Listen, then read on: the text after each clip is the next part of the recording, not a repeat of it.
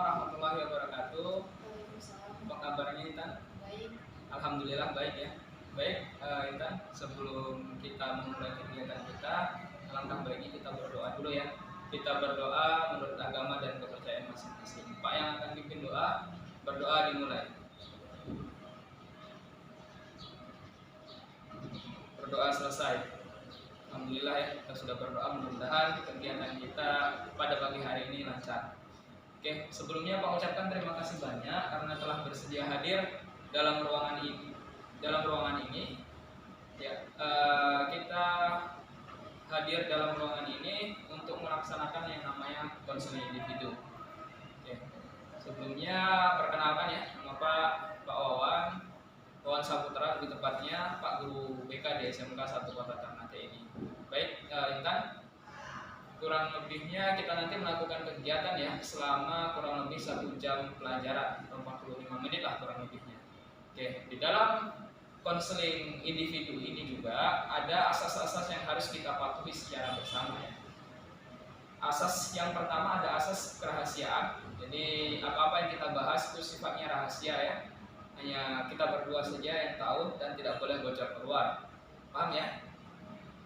Asas yang kedua ada asas keterbukaan. Jadi nanti ketika Intan menyampaikan masalah itu terbuka ya, jangan ada yang ditutup-tutupi, harapannya supaya masalahnya selesai seperti itu ya. Terus yang ketiga ada asas kekinian.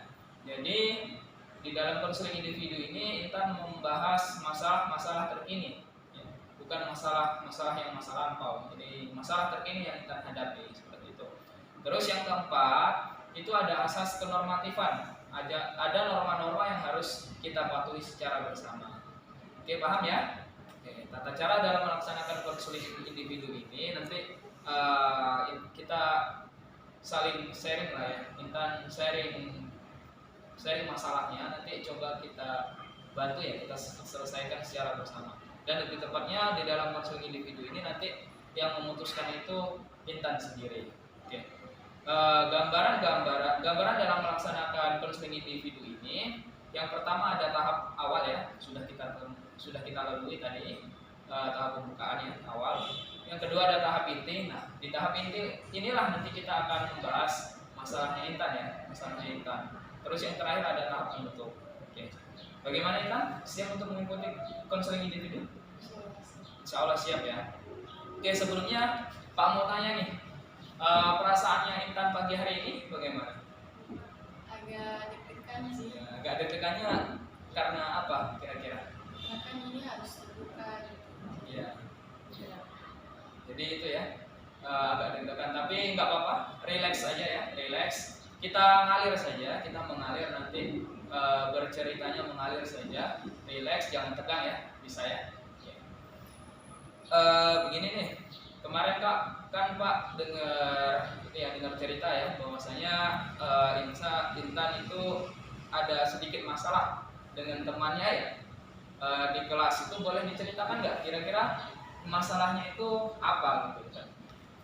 Jadi pertama itu kan selesai jam pelajaran terakhir itu jam pulang. Ya. Terus teman bilang dia HP mau foto. Ya. Nah saya bilang memori so full. Ya. Nah dia marah. Jadi pulangnya itu langsung dia update ke story WA.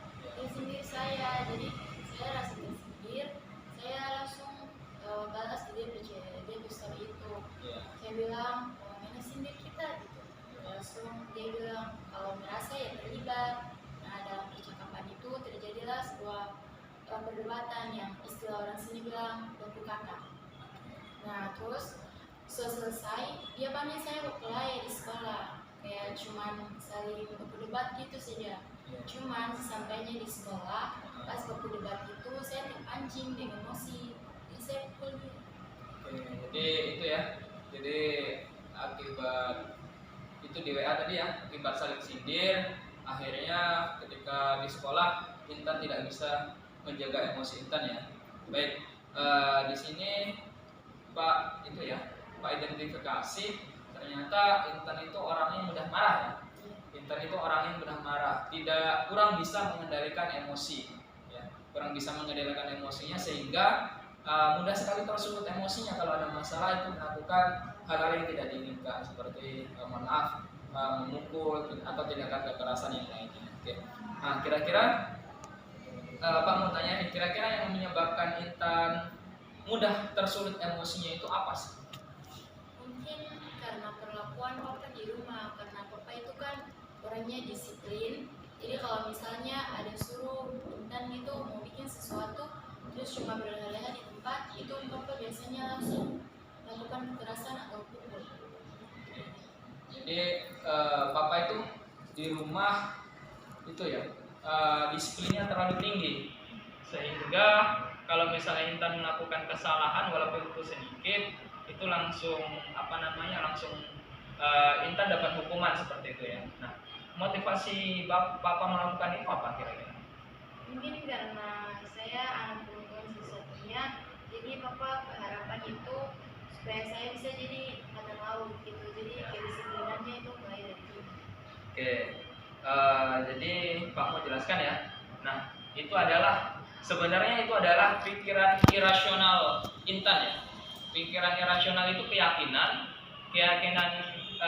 yang menyebabkan kita melakukan sesuatu hal. Contohnya Intan berkeyakinan bahwasanya karena di rumah tadi ya, di rumah papa terlalu disiplin dan papa terlalu keras, karena papa ingin Intan menjadi tentara begitu. Jadi Intan berpikiran kalau saya ada masalah dikit atau cekcok dikit dengan teman, pasti akan Intan akan melakukan hal yang sama seperti yang papa lakukan di sekolah ya. Itu adalah pikiran irasional Intan.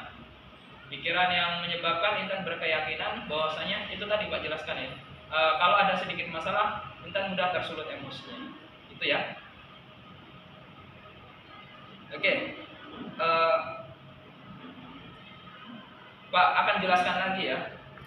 Sebenarnya yang membuat Intan itu memukul teman itu karena Intan tidak bisa mengendalikan emosi. Tidak bisa mengendalikan emosi karena pikiran irasional Intan tadi. Intan berkeyakinan bahwasanya semuanya harus sama.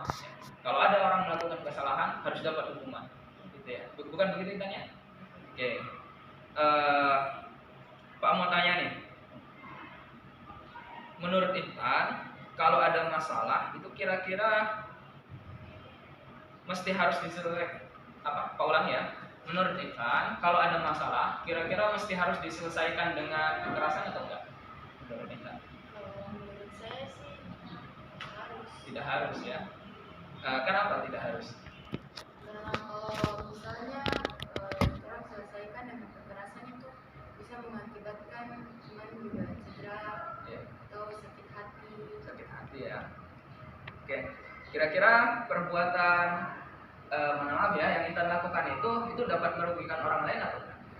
Itu merugikan sekali. Ya, merugikannya itu tadi ya, dapat menyakiti orang lain atau dapat membuat orang lain cedera. Oke. Setelah tahu dampaknya, kira-kira Intan akan merubah keyakinan Intan nggak? Insya Allah bisa ya. Perubahan seperti apa yang Intan inginkan kira-kira? Ya seperti itu, kayak misalnya kalau ada pertikaian lagi atau perkelahian lagi, saya lebih baik diam daripada harus bercampur. Bisa-bisa saya emosi terus melakukan kekerasan terhadap teman. Oke, jadi Intan bisa berubah ya ke depannya. Bagaimana yang akan Intan lakukan ke depannya? Ke depannya insya Allah saya akan lebih mengontrol diri dalam mengatur emosi saya. Oke, itu tadi ya, Intan sudah mengikrarkan dalam diri ya bahwasanya Intan harus bisa mengontrol emosinya, sehingga kalau ada masalah apa-apa jangan langsung tersulut emosinya ya. Terus yang perlu Intan rubah lagi di sini Pak jelaskan adalah pikiran irasional Intan ya. Yang tadi Intan berkeyakinan bahwasanya semua masalah itu harus diselesaikan dengan kekerasan. Itu tidak benar ya. Intan harus berpikir yang rasional bahwasanya semua masalah itu bisa diselesaikan dengan damai begitu ya, dengan hati yang sejuk, tidak harus mudah tersulut emosi itu ya. Oke. eh, demikian ya. Mungkin Pak dapat simpulkan bahwasanya di sini Intan sudah sadar. Intan sudah sadar bahwa perbuatan yang Intan lakukan itu salah. Sehingga kedepannya Intan sudah berjanji ya, Intan mau berubah. Kedepannya Intan harus bisa lebih mengontrol dirinya ke arah yang lebih baik. Supaya kalau ada masalah apa-apa tidak hanya di kelas, baik itu di rumah atau bahkan nanti Intan bermasyarakat itu tidak mudah tersulut emosinya. Harus bisa menjaga emosi ya. Oke, terima kasih. Sebelumnya Pak ada lembar kerja peserta didik ya. Nanti silakan Intan kerjakan dulu. Ya, ini Pak bagi. Oke, silakan ditulis ya. Jangan lupa tulis nama dan juga kelas. Silakan diisi. Kalaupun ada yang belum ada yang mau ditanyakan, silakan ditanyakan ya. Silakan.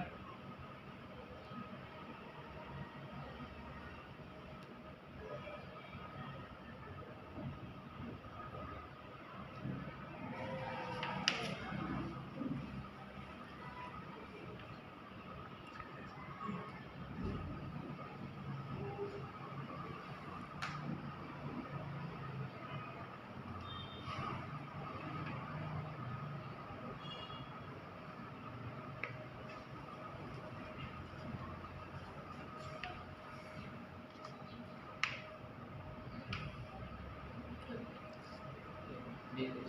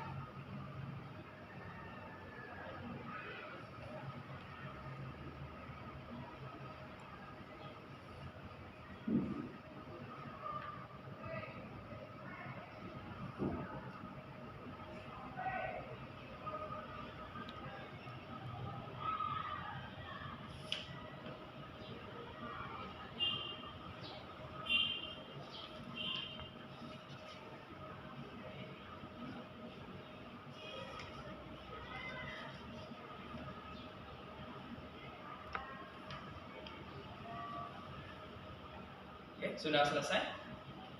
Sudah, boleh dikumpul ya. Oke, Pak ulangi sekali lagi ya. Kita masuk di tahap ini ya. Kita masuk di tahap penutupan. Ini ada pertanyaan dari Pak. Kira-kira setelah melakukan konseling individu pada kesempatan kali ini, kedepannya itu apa yang akan Intan lakukan? Kedepannya saya berharap saya lebih bisa mengontrol diri dan merubah pikiran irasional saya terhadap apa yang dilakukan oleh Bapak di rumah itu. Jangan sampai saya terbiasa sehingga bawa sampai ke sekolah. Oke, terima kasih Intan ya. Intan sudah berani. Jadi Intan sudah sadar ya.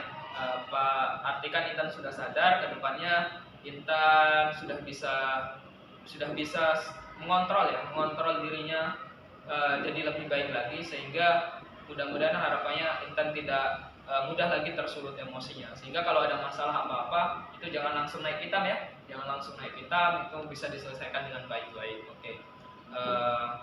Baik, kita akan mengakhiri kegiatan konseling individu kita pada pagi hari ini. Sebelumnya pada lembar penilaian hasil ya, ini satu lagi silakan dikerjakan ya.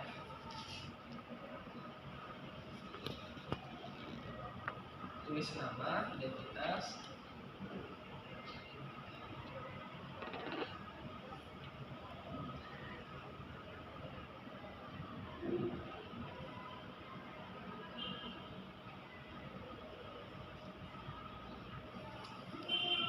ya, ini ditulis. Misalnya saya memahami dengan baik tujuan yang diharapkan. Kalau 4 itu baik cukup di checklist gitu ya.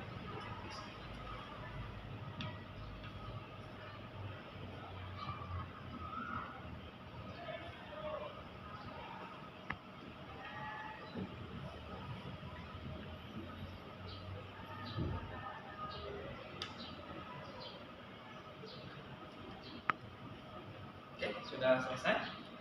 Terima kasih. Baik, kita akan bertemu lagi di minggu depan ya. Kalaupun masih ada yang ingin dibicarakan atau didiskusikan, insya Allah kita bertemu lagi di minggu depan ya. Sampai sini ada yang ditanyakan kita? Tidak ya, cukup ya. Alhamdulillah kalau begitu. Baik, tadi Pak pimpin doa ya. Di akhir juga Pak yang akan pimpin doa ya. Kita berdoa menurut agama dan kepercayaan masing-masing untuk menutup kegiatan kita ya. Berdoa dimulai.